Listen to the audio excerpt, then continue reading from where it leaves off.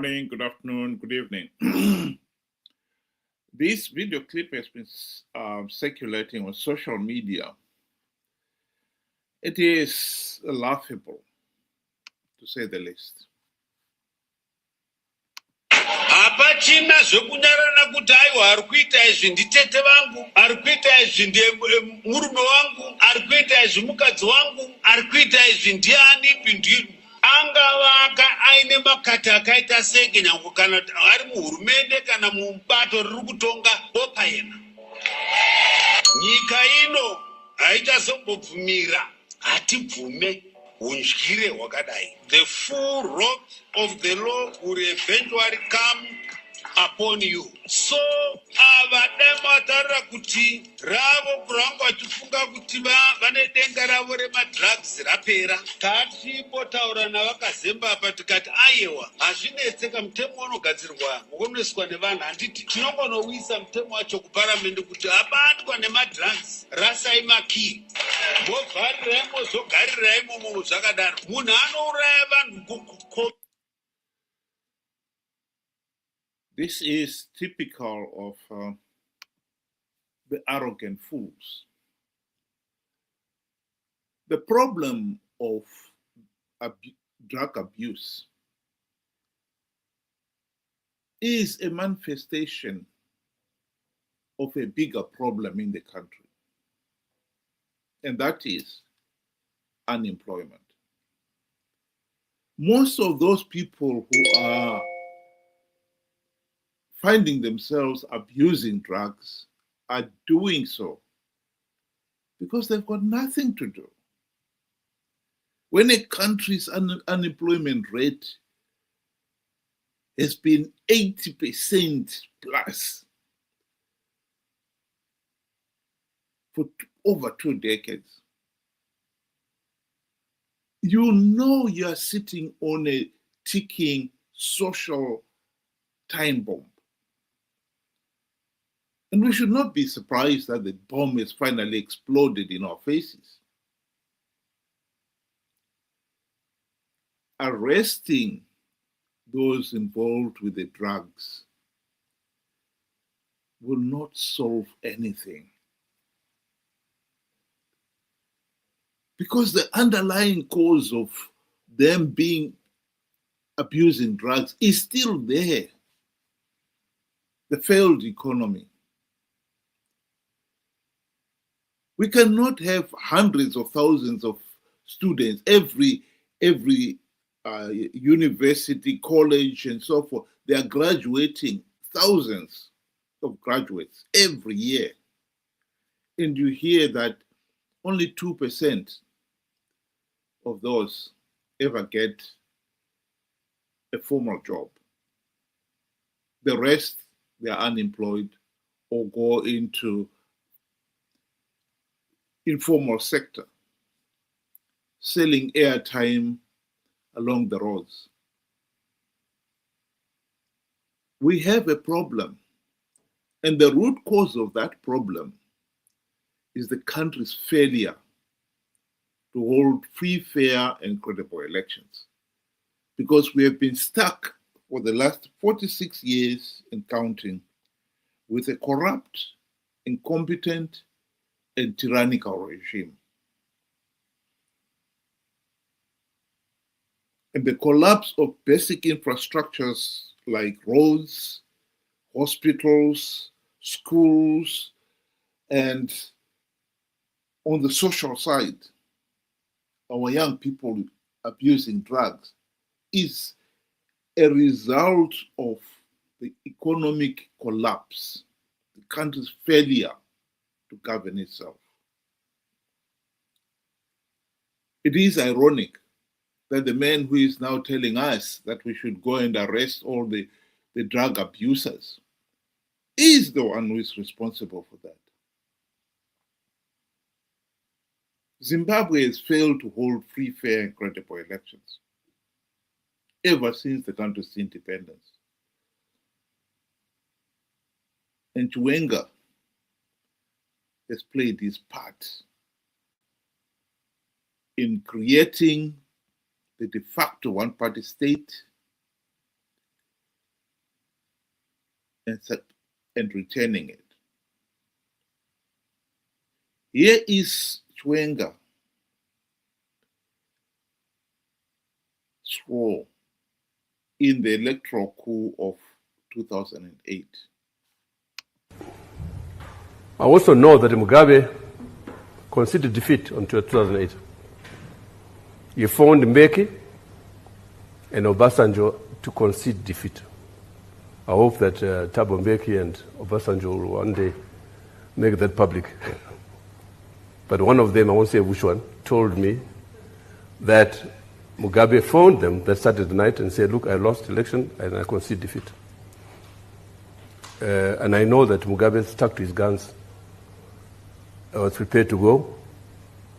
His wife was since bags packed to go somewhere on the following day when Mnangagwa and Chiwenga approached him and said, you stay where you are.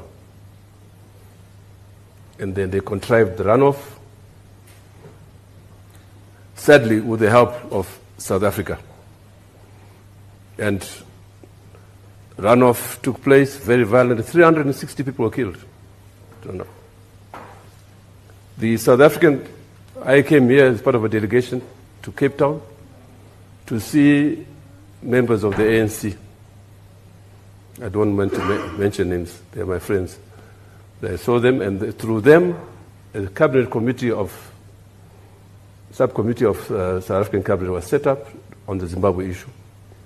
It was on the basis of that cabinet committee that South Africa did not recognize the runoff.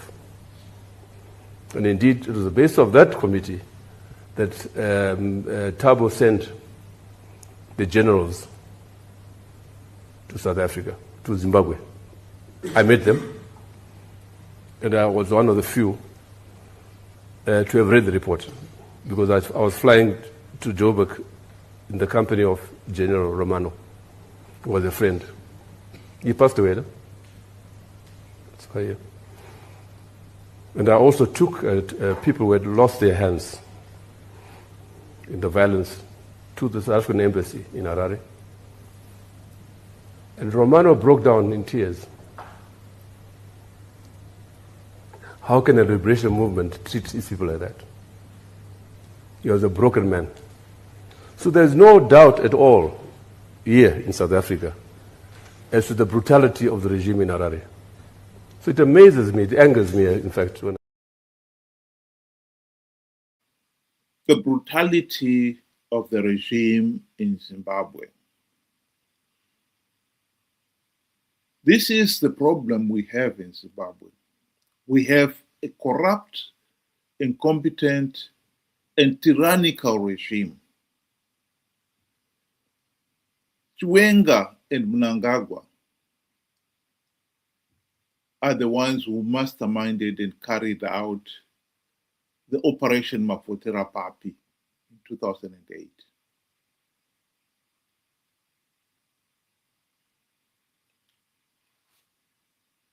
You look at what they did then, it's so outrageous that those two individuals should have been sent to jail straight away.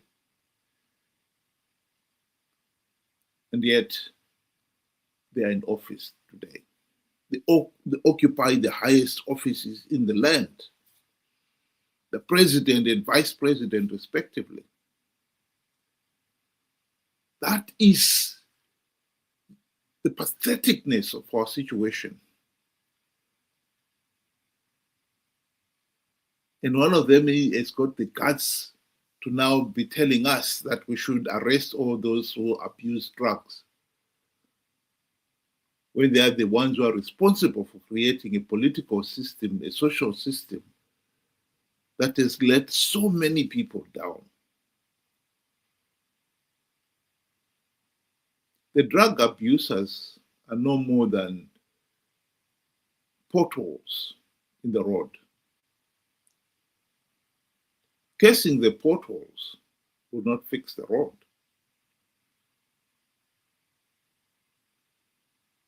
We have got to arrest those who were given the money to build that road.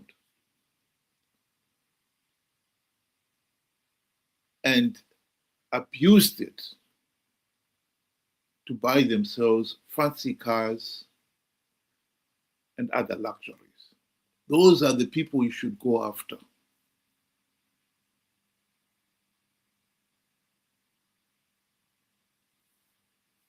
We should not be talking of arresting the drug abusers and throwing away the keys. We should be talking of arresting the thugs who have imposed themselves on the nation for 46 years and counting. Because as long as Zimbabwe remains a de facto one-party state, a pariah state,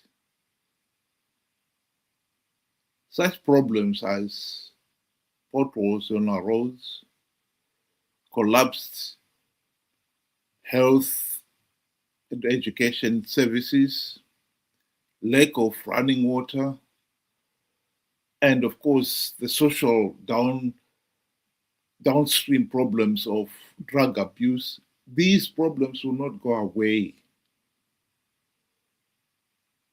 They will only get worse. We need to address the problem at its core.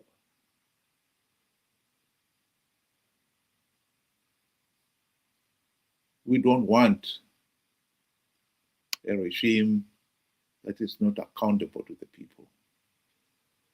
What we should make abundantly clear is that from now on, we want those in positions of power and authority, they must be elected by the people of Zimbabwe in a free, fair, and credible election process. That is not negotiable. We have to dismantle this de facto one-party state.